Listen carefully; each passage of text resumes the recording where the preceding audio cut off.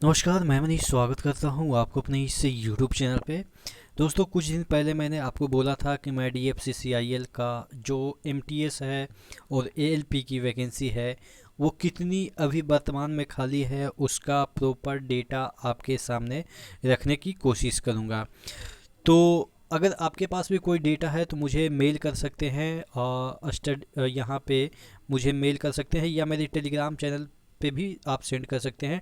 Telegram channel का link मैं नीचे डिस्क्रिप्शन बॉक्स में लिंक दे दूंगा, वहाँ से जाके ये वाला PDF भी देख सकते हैं। और अगर आपको कोई ऐसा डॉक्यूमेंट्स है जो कि और भी लोगों तक पहुंचनी चाहिए इन्फॉर्मेशन, तो वो मुझे मेल कर सकते हैं।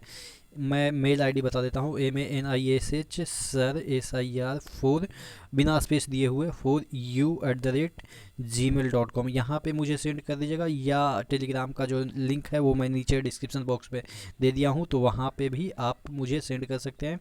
और जो भी अपडेट है वो मैं अपने टेलीग्राम चैनल पे भी सेंड कर देता हूँ, तो वहाँ से भी आप रोज़ाना करंट अफेयर्स हो या न्यूज़पेपर हो या इस तरीके के PDF हो जो कि आपके लिए उपयुक्त हो सकता है या उपयोगी हो सकता है, तो वो भी वहाँ पे पड़े मिलेंगे। तो आप टेलीग्राम से भी जुड़ जाएगा। और चैनल पे नए हैं तो सब्सक्राइब कर लीजिएगा, क्योंकि फैक्चुअल चीज़ें मैं आपको यहाँ पे प्रोवाइड कर देता हूँ। तो चलिए हम बात कर लेते हैं जो ये RTI लगाया गया है। अब देखिए, RTI लगाया गया है तो इसमें जो चीज़ें पूछी गई है वो है माय नेम इज़ हाइड कर दिया गया है प्राइवेसी के कारण। यहाँ पे state please tell me vacancy update MTS and junior executive OP and BD ALP vacant post.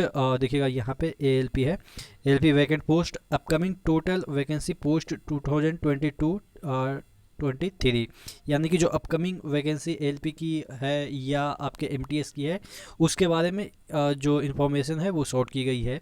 तो यहाँ पे आपको बताया हालांकि गया है total 664 post are vacant in MTS cadre till 31/8/2022।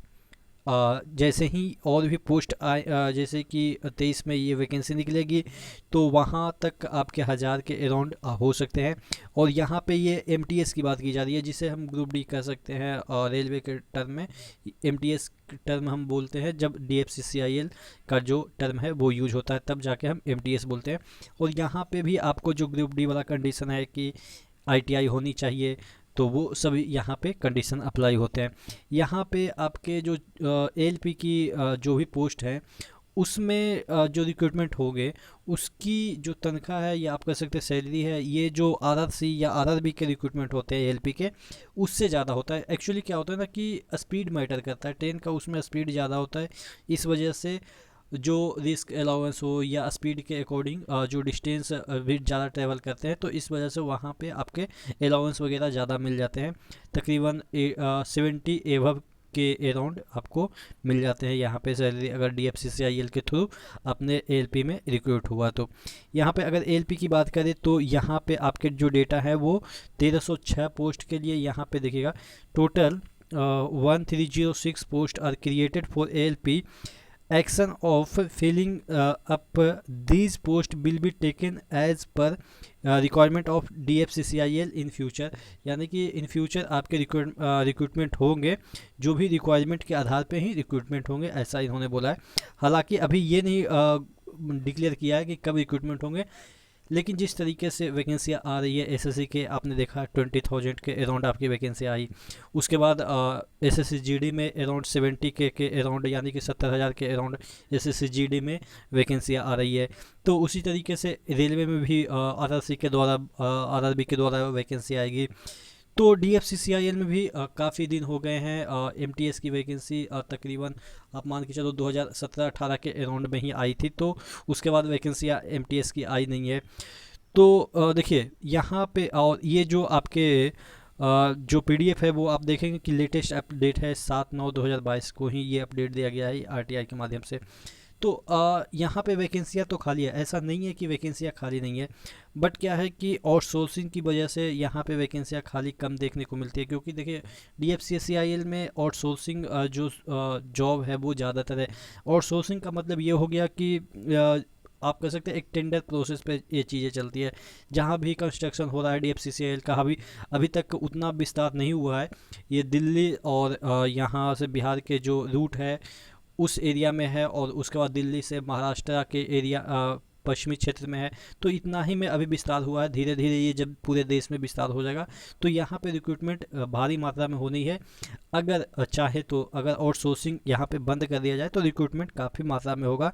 और ये जो वैकेंसियाँ है इससे कम से कम तो 10 से 12 गुना वैकेंसियाँ आपको देखने को मिल सकती है अगर आउटसोर्सिंग रुक जाती है DFCCIL में। तो आशा करते हैं कि आप तैयारी करते रहिएगा, क्योंकि देखिए ऑब्वियस है कि अगर आपने ITI कर रखा है तो बहुत सारी वैकेंसियाँ आपको 2023 के स्टार्टिंग में देखने को मिल सकती है। क्योंकि अब देखिए ये साल भी एंड होने को है, फेस्टिवल का सीज़न चल रहा है। अक्टूबर पूरा फेस्टिवल में निकल जाएगा। नवंबर दिसंबर के अराउंड SSC की जो है वो आपके रिक्रूटमेंट प्रोसेस चालू हो जाएंगे। तो उसके बाद देखिए रेलवे में भी वैकेंसी आएगी। जब तक कि ये एग्ज़ाम ख़त्म नहीं हो जाता, ग्रुप डी का एग्ज़ाम ख़त्म नहीं हो जाता है, तब तक वैकेंसियाँ देंगे नहीं। और जैसे ही रेलवे ग्रुप डी का एग्ज़ाम ख़त्म हो जाता है तो रेलवे का लगभग जितने भी प्रीवियस पेपर थे वो सब खत्म हो जाएंगे। बस और बस ज्वाइनिंग का ही, या आप कह सकते हैं कि पेपर के बाद का जो प्रोसेस होता है उसका प्रोसेस स्टार्ट हो जाएगा। तो इस वजह से फ़िलहाल कोई भी वैकेंसी रेलवे को देखने को नहीं मिलेगी। तो इस वजह से आपके जो रेलवे की वैकेंसी है वो 2023 के स्टार्टिंग में देखने को मिल सकती है। और भी जैसे ही कोई ऑफिशियल अपडेट आती है तो मैं आप तक का ऑफिशियल अपडेट अवगत करा ही देता हूँ। और एक बात और मैं बोलना चाहूँगा कि अगर आप करंट अफेयर्स पढ़ना चाहते हैं, देखिए मैं करंट अफेयर्स को डेली आप देख सकते हैं कि टेलीग्राम में मैं शेयर कर देता हूं, तो वहां से भी आप जाके पढ़ सकते हैं। और अगर बिहार से रिलेटेड कोई भी जॉब अपडेट चाहिए तो मैं अलग एक चैनल बना के रखा हूं ड्रीम स्टडी के नाम से, तो वहां पे भी जाके आप देख सकते हैं।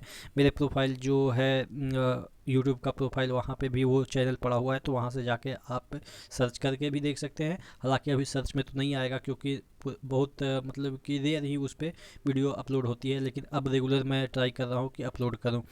इसी तरीके से कोई भी इन्फॉर्मेशन आती है तो मैं आप तक अपडेट कर दूंगा कि जो भी वैकेंसी आए, MTS की हो या ALP की हो, OP हो या BD की वैकेंसी हो। देखिए जूनियर एग्जीक्यूटिव की वैकेंसी अभी आई थी और उसके बाद रिक्रूटमेंट भी खत्म हो गई है। तो क्या जूनियर एग्जीक्यूटिव की भी वैकेंसी आएगी DFCCIL में क्या? तो देखिए जूनियर एग्जीक्यूटिव की वैकेंसी अभी फ़िलहाल आई है तो कम ही चांसेस। देखिए ये जो MTS की वैकेंसी जो 2018 में आई थी, जो 2018 में आई थी, उसी समय ये MTS की भी वैकेंसी आई थी। तो इस बार अभी तक देखिए जूनियर एग्जीक्यूटिव की वैकेंसी दोबारा आ गई, लेकिन MTS की वैकेंसी दोबारा नहीं आई है। तो 2023 में प्रबल संभावनाएं हैं कि वहाँ पे ALP की भी वैकेंसी आएगी और आपके ये MTS की वैकेंसी तो ऑब्वियसली देखने को मिलेगी। और ये MTS का जो आप देख सकते हैं कि जो डेटा दिखाया गया यहाँ पे 664, वो तो सिर्फ और सिर्फ मुझे लग रहा है किसी एक पर्टिकुलर जोन का होगा। जोन की मैं बात कर रहा हूँ, जोन तो नहीं इसमें होता है, लेकिन एक पर्टिकुलर एरिया जैसे साउदर्न एरिया हो गया, नॉर्दर्न एरिया हो गया या वेस्टर्न एरिया हो गया, ये एरिया में कवर्ड होता है। तो हो सकता है कि ये एक एरिया का हो। अगर टोटल एरिया की हम बात कर लें तो 2-3 एरिया अभी DFCCIL के अंतर्गत आते हैं। तो टोटल अगर 2000 के अराउंड आपकी वैकेंसी अभी के अराउंड में खाली होंगे। लेकिन अगर जिस दिन रिक्रूटमेंट आती है, यानी कि 2023 में रिक्रूटमेंट आती है, तो ये 3 से 4 हज़ार भी वैकेंसी देखने को मिल सकती है। और इसमें कट ऑफ काफ़ी कम जाता है। पिछली बार की हम कट ऑफ की बात करें तो अराउंड आप मान के चलो कि 40-45 में सिलेक्शन हो गया था। तो इस बार भी ऑब्वियस है कट ऑफ कम जाएगा, क्योंकि यहाँ पे आपको जो है वो टेक्निकल डिग्री खोजती है, यानी कि जो ITI है वो डिग्री खोजती है। तो ऑब्वियस है कि कट ऑफ तो कम ही जाएंगे। आशा करते हैं चीज़ें समझ में आई होगी। नेक्स्ट वीडियो मिलते हैं और टेलीग्राम से ज़रूर जुड़िएगा और चैनल पर नए हैं तो सब्सक्राइब जरूर कर लीजिएगा। नेक्स्ट वीडियो मिलते हैं, तब तक के लिए धन्यवाद।